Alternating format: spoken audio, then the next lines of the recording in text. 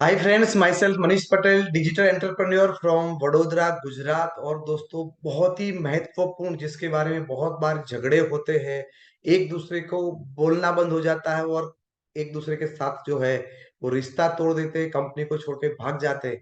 तो फ्रेंड्स, आज बहुत ही इंपॉर्टेंट पहलू के ऊपर मैं बात करने वाला हूँ। क्यों नेटवर्क मार्केटिंग बिजनेस के अंदर अपलाइन और डाउनलाइन के बीच में रिश्ते खराब हो जाते हैं और उनका झगड़ा होता रहता है। उसके क्या कारण है दोस्तों? एक कारण बहुत ही सिंपल है कि दोस्तों, दोनों की पर्सनालिटी अलग अलग है, दोनों की वैल्यू है वो अलग अलग है। एक जो बंदा है उसको बहुत बातें करना पसंद है, और दूसरा जो बंदा है उनको बात करना ज्यादा पसंद नहीं है। एक है वो बहुत एग्रेसिव है, दूसरा बहुत ही शांत प्रकार का है। तो दोनों की पर्सनालिटी अलग होने की वजह से वो दोनों को एक दूसरे को लगता है, यार ये ऐसा ठंडा ठंडा क्यों रहता है, और दूसरा ऐसा बोलता है ये हमेशा इतना जोर जोर से क्यों चिल्लाता है। तो ये पर्सनालिटी के डिफरेंस की वजह से बहुत बार लोगों के अनबन होता है। हर एक इंसान चाहता है कि वो सामने वाला है वो मेरे जैसा हो जाए, लेकिन ऐसा कभी नहीं है। दुनिया अलग अलग लोगों से बनी है और अलग अलग लोगों की पर्सनालिटी भी अलग अलग होती है। तो ये चीज समझ नहीं पाते हैं और इसीलिए उसके दोनों के बीच में क्लैश हो जाता है। हमेशा डाउट्स खड़े रहते हैं दोस्तों, बराबर। हमेशा एक एक्सपेक्टेशन होती है एक दूसरे के साथ, यानी अपलाइन को डाउनलाइन से एक्सपेक्टेशन होती है और डाउनलाइन को अपलाइन से एक्सपेक्टेशन होती है, लेकिन वो मैच नहीं कर पाती। शायद है वो अपलाइन वो डाउनलाइन की पोटेंशियल स्ट्रेंथ को नहीं प्रॉपरली जानता है, या डाउनलाइन है वो शायद अपलाइन को प्रॉपरली नहीं समझ रहा है। यानी उन दोनों की एक्सपेक्टेशन अलाइन नहीं हो रही है, मैच नहीं हो रही। मैच, सपोज मैं किसी की डाउनलाइन हूं तो मैं चाहता हूँ यार मेरे अपलाइन में तो ये होना चाहिए, मेरे अपलाइन को ये आना चाहिए, मेरे अपलाइन मुझे ये सिखानी चाहिए। तो ये हमेशा मेरी जो एक्सपेक्टेशन है, मुझे तो ये टाइम पे ये सपोर्ट मिलना चाहिए, मुझे तो ये टाइम पे ये करना चाहिए। और ऐसा अपलाइन है तो बोलना तुम्हें तो इतने टाइम में ये सीख लेना चाहिए, इतने टाइम में ये टारगेट पूरा करना चाहिए, इतने टाइम में तेरी इतनी टीम बन जाए। तो दोनों की एक्सपेक्टेशन है। अपलाइन का एक्सपेक्टेशन है उसके आउटपुट से, और डाउनलाइन का एक्सपेक्टेशन है उसके सपोर्ट से, उसके गाइडेंस से सपोर्ट है ना। लेकिन वो एक्सपेक्टेशन से मैच नहीं खाते हैं, तो हमेशा प्रॉब्लम है। दोस्तों, आपने भी कहीं ना कहीं नोटिस किया होगा ना कि ये लड़ाई झगड़े का वजह ये भी तो हो सकता है। दोस्तों, तीसरी बात है दोस्तों, लीडरशिप क्वालिटी बहुत ही पुअर है। और वो हमेशा वो जो स्किल है, मैनेजमेंट स्किल, लीडरशिप, यानी आपका अपलाइन है वो प्रॉपर लीडर नहीं है, या तो आपका डाउनलाइन है वो प्रॉपर लीडर नहीं है। तो उसके अंदर जो चीजें चाहिए, जो मैनेजमेंट स्किल, स्पेशली बात करूंगा मैं अपलाइन के तौर पे। यदि अपलाइन है तो उसके अंदर कुछ स्किल भी होनी चाहिए, और खास करके लीडरशिप क्वालिटी के अंदर एक इंपॉर्टेंट चीज होती है कि मैनेजरियल स्किल, यानी आपको अपनी टीम को अच्छी तरह से मैनेज करना भी आना चाहिए। यदि एज अ लीडर आपके पास एक अच्छी मैनेजमेंट स्किल नहीं है, तो भी ये दिक्कत आपको हो सकता है। आपने बहुत बार देखा होगा, टीम बड़ी होगी लेकिन संभालना नहीं आता है। अब डिपेंड है उसके अपलाइन के ऊपर। कोई भी चीज को पूछते तो बोला उसको पूछ लो, कोई भी होता है तो टाल देता है, वो किसी और को वो हैंड ओवर कर देता है। तो ये प्रॉब्लम की वजह से भी हमेशा होता है।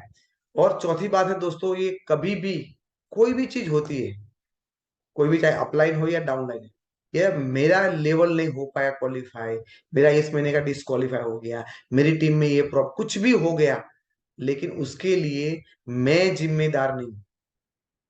उसके लिए जिम्मेदार तुम हो, सामने वाला जिम्मेदार है।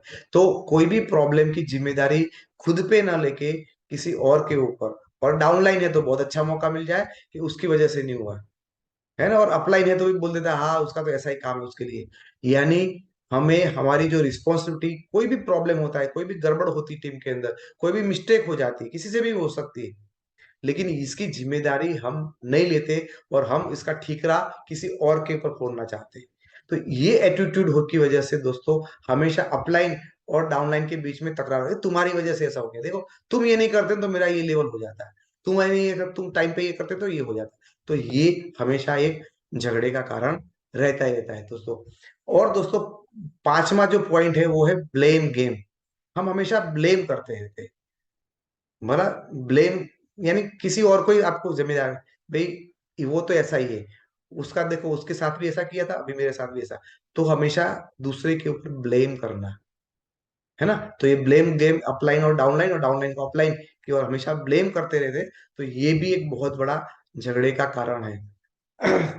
छठी और बहुत ही इंपॉर्टेंट चीज है कि एक दूसरे के प्रति अपलाइन को डाउनलाइन के प्रति कोई रिस्पेक्ट भी नहीं है, या तो कोई इसको ट्रस्ट नहीं है। सेम उसी तरह से डाउनलाइन को अपलाइन के ऊपर कोई ट्रस्ट नहीं है या उसके ऊपर कोई विश्वास नहीं है। तो इस तरह से हमेशा हमेशा ये प्रॉब्लम होता है दोस्तों। जैसे एक घर के अंदर परिवार में 4-5 लोग रहते हैं, थोड़ा बहुत ऊपर नीचे होता था, लेकिन फिर भी एक दूसरे की रिस्पेक्ट करते, एक दूसरे, चलो कोई बात नहीं चला लेते। तो ट्रस्ट होना चाहिए कि मेरा अपलाइन है, ऐसा किया कोई बात नहीं है, वो मैं देख लूंगा उससे।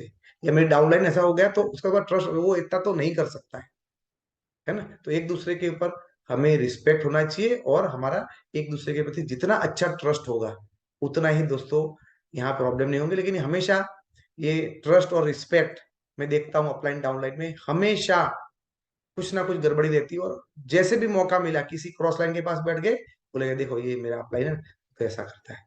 सामने होगा तो सर सर सर करेगा, जैसे ही मौका मिला दुर्घटना चालू हो जाती है ना। तो उसी तरह से दोस्तों लोग करते हैं कि एक दूसरे के प्रति जो रिस्पेक्ट होना चाहिए, जो प्यार होना चाहिए, वो नहीं होता है। और दोस्तों एक कारण होता है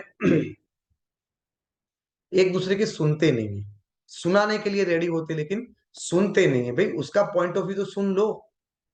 वो क्या, हम मान पहले से मान लेते हैं उसका है तो वो ऐसा ही बोलेगा। मेरा अपलाइन तो वो ऐसा ही इसी इसी तरह से जवाब देगा। मेरी ये डाउनलाइन है तो उसका तो हमेशा इसी तरह से रोना धोना रहता है। तो पहले से ही माइंड में वो सारी चीजों को, पैराडिम्स को लेके मत चलिए। हो सकता है इस बार कुछ और चीज उसके पास हो, तो फ्रेंड्स कम से कम उसका पॉइंट ऑफ व्यू समझने का, सुनने का प्रयत्न तो करिए। और ये समझते नहीं है, सुनते नहीं है, और पहले से ही प्री जज करके बैठे, वैसा ही होगा। और बहुत बार तो लोग उसे बात भी नहीं करते, बात करना ही अवॉइड करते हैं।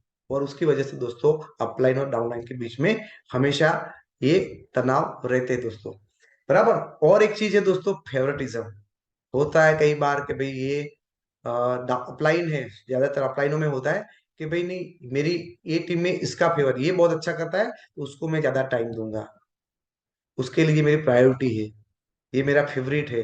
तो फेवरेटिज्म जो करते हैं उसकी वजह से भी अपलाइन और डाउनलाइन के बीच में ये प्रॉब्लम्स हमेशा बढ़ती रहती है। तो हमेशा अपलाइन को ध्यान रखना चाहिए कि कभी किसी की फेवर न करे। और दोस्तों होता है दोस्तों कल्चरल डिफरेंसेस, अलग अलग टाइप के लोग रहते हैं, अलग अलग प्रांत के, अलग अलग भाषा के, अलग अलग रीजनल के लोग होते हैं, अलग अलग रिलीजियस के लोग रहते हैं।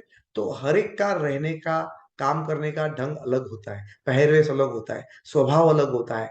तो ये हम लोग जो डिफरेंसेस है उसको कभी एक्सेप्ट नहीं कर पाते। मैं जेंट्स हूँ तो फीमेल्स को, फीमेल्स के लिए कंफर्टेबल नहीं हूँ। मैं हिंदू हूँ तो सिख्स और मुस्लिम के लिए कंफर्ट नहीं हूँ। मैं गुजराती हूँ तो मराठी और एमपी वालों के लिए कंफर्ट नहीं हूँ। तो ऐसा नहीं होना चाहिए दोस्तों। यदि ऐसा है, ऐसा इस तरह से आपके माइंडसेट है, चाहे अपलाइन हो या डाउनलाइन हो, तो आपको क्लेश होगा ही होगा। तो ये भी बहुत सारी जगह पे मैंने देखा है कि भाई उनको, उनसे नहीं पड़ती, बाकी कुछ भी लेकर आओ, मुझे ये लोग नहीं चाहिए, है ना, ऐसा होता है। तो वो नहीं होना चाहिए। और दोस्तों एक आखिरी चीज होती है, वो है कंपटीशन अपलाइन और डाउनलाइन के बीच में, है ना। वो बोलता है मैं तुमसे आगे चला जाऊंगा, मैं इतना करके दिखाऊंगा, मैं ये महीने में इतने ज्वाइनिंग करके लेके आऊंगा, मेरी टीम से मैं इतने अचीवर दिखाऊं। तो ये जो कंपटीशन है उसकी वजह से भी बहुत बार झगड़े हो जाते हैं अपलाइन और डाउनलाइन के बीच में, ये बहुत सारी अनबन हो सकती है। सो फ्रेंड्स मुझे जितना समझ में आता था उतना मैंने आपको बताया कि अपलाइन और डाउनलाइन के बीच में क्लैश कैसे होते, क्यों झगड़े होते, उसके कुछ कारण मैंने आपसे बताए। आपको यदि लगा कि यार ये वीडियो के लिए मैंने कुछ मेहनत किया है, कुछ प्रिपरेशन किया है, और बहुत ही अच्छा ट्रेनिंग या नॉलेज आपको मिला है, तो ये वीडियो को आप लाइक कर दीजिए, अपने बाकी दोस्तों को आप शेयर कर दीजिए, और हमारे चैनल को सब्सक्राइब कर दीजिए। यदि आपको मुझे डायरेक्टली कांटेक्ट करना है तो लिंक नंबर 2 पे आप मेरे साथ पर्सनली मीटिंग बुक कर सकते हो। लिंक नंबर 1 के ऊपर आप अपनी कांटेक्ट डिटेल भेजेंगे हमें, मैं या मेरी टीम आपको कांटेक्ट करेंगे आगे से, और उसके ऊपर कोई ना कोई रास्ता निकालेंगे। Thank you very much. उसी तरह के अच्छे वीडियो के लिए आप हमारे साथ हमेशा कनेक्टेड रहिए। Thank you.